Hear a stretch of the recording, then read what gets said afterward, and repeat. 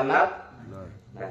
তাহলে আল্লাহ তাআলা এবার বলেন ওয়াসাইউ ইলা মাগফিরাতিন মির রাব্বিকুম ওয়া জান্নাত, তোমরা তোমাদের রবের ক্ষমার দিকে দৌড়াও আর আরেকটা দৌড় দাও ওই জান্নাতের দিকে। আরদুহাস সামাওয়াতু ওয়াল আরদ, যে জান্নাতের প্রশস্ততা হবে আকাশ এবং জমিনের সমান। জোরে বলেন সুবহানাল্লাহ। একটু কথা বলি, জান্নাত সম্পর্কে একটু বলে সামনের দিকে চলে যাচ্ছে। জান্নাতটা কত বিশাল হতে পারে দেখেন। রাসূলুল্লাহ সাল্লাল্লাহু আলাইহি সাল্লাম বলেছেন দুনিয়ার সমস্ত মানুষ যদি একসাথে জান্নাতের দরজা দিয়ে প্রবেশ করার চেষ্টা করে, যে একসাথে আমরা দরজা দিয়ে প্রবেশ করব, আল্লাহ রাসূল সাল্লাল্লাহু আলাইহি সাল্লাম বলেছেন বিন্দু মাত্র তাদের সমস্যা হবে না। সুবহানাল্লাহ। তাহলে বলেন জান্নাতের দরজায় যদি সমস্যা না হয় তাহলে জান্নাত কি বিশাল, কথা বলে কি কিনা? জান্নাতটা কত বিশাল হতে পারে, সমস্ত মানুষ একসাথে প্রবেশ করবে, এরপরেও কি কাউকে ঢাকা ঢোকা লাগবে না। তাহলে দরজায় যদি এত বিশাল হয় জান্নাতটা কত বিশাল হতে পারে। সুবহানাল্লাহ। একটু কথা বলি, আপনি জান্নাত পেয়েছেন, জান্নাতে ঢুকেছেন, ঠিক এই মুহূর্তে যদি আপনার ইচ্ছা হয় যে আল্লাহ তাআলা জান্নাতের মধ্যে তো নহর ঝর্ণাধারা আমাদেরকে দান করতে চেয়েছিলেন, এই ঝর্ণার মধ্যে একটি যায়, কয়টা ঝর্ণা? জোরে বলেন কয়টা? মাসালুল জান্নাতিল্লাতী বুইদাল মুত্তাকুন, যারা মুত্তাকি হবে আল্লাহ তাআলা তাদের জন্য জান্নাতের ব্যবস্থা করে রেখেছেন। সুবহানাল্লাহ বলেন। এই জান্নাতীদের জন্য 4টি নহর। নাম্বার 1 মিঠা পানি, নাম্বার 2 দুধের নহর, নাম্বার 3 শরাবের নহর, নাম্বার 4 মধুর নহর। জোরে বলেন সুবহানাল্লাহ। কয়টা নহর বলেন? 4টা নহর। এই নহরে, এই ঝর্ণাতে, এই সাগরে যখন আপনি নৌকা নিয়ে চলাফেরা করতে থাকবেন, এমন অবস্থায় দেখছেন যে একটা অপরিচিত সুন্দর একটা মাছ আপনার সামনে লাভ দিয়েছে, আপনার মনে মনে ইচ্ছা হলো যে মাছটা খেতে পারলে খুব ভালো, মনে ইচ্ছা রয়েছে। আল্লাহ সুবহানাহু ওয়া তাআলা ইচ্ছাটা পূরণ করার জন্য ওই মাছটা ভোলা হয়ে আপনার সামনে উপস্থাপন করে দেওয়া হবে। সুবহানাল্লাহ। এই যারা সুবহানাল্লাহ বললেন না, বলতে সমস্যা, আপনারা কি জান্নাত চান না? কি জান্নাত চান না?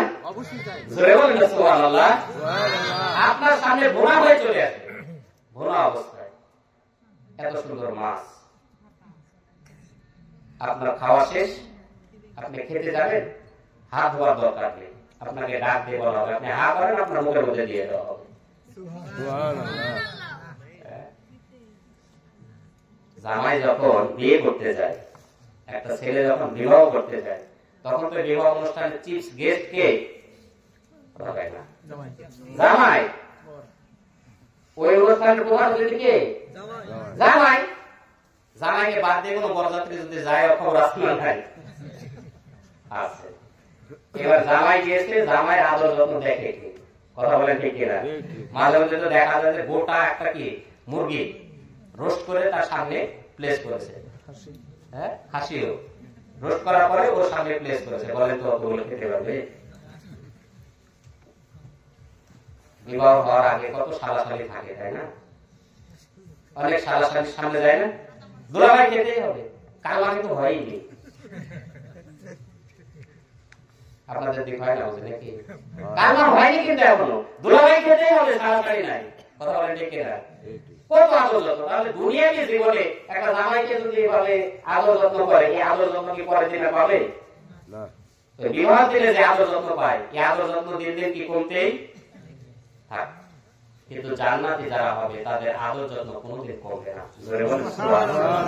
মাছটা খাবার পরে এরপরে ঢৌ করে একটু কি ঢেকুর তুললেন, সাথে সাথে মাছটা যেন আবার মনে হচ্ছে নদীতে ঝাঁপ দিয়ে বললেন আসসালামু আলাইকা এ জান্নাতবাসী যুবক। জোরে বলেন সুবহানাল্লাহ। আমরা জান্নাতে যাওয়ার দরকার নেই নাকি? এ বিশ্বাস হয় যে এরকম জান্নাত আছে? কার বিশ্বাস নাই? হাত ছাড়েন। সকলের বিশ্বাস আছে, তাই না? আলহামদুলিল্লাহ। এই যে একটা হাত উঠলো না, তার মানে আমি বুঝতে পারছি আলহামদুলিল্লাহ যে আপনারা মনোযোগ সহকারে আলোচনা শুনছেন। আলহামদুলিল্লাহ বলেন। তাহলে আমরা আল্লাহ তাআলার ক্ষমার মাধ্যমে কোথায় যেতে চাই? জোরে বলেন কোথায় যেতে চাই? সম্মানিত উপস্থিতি, একটা হাদিস পড়ছিলাম।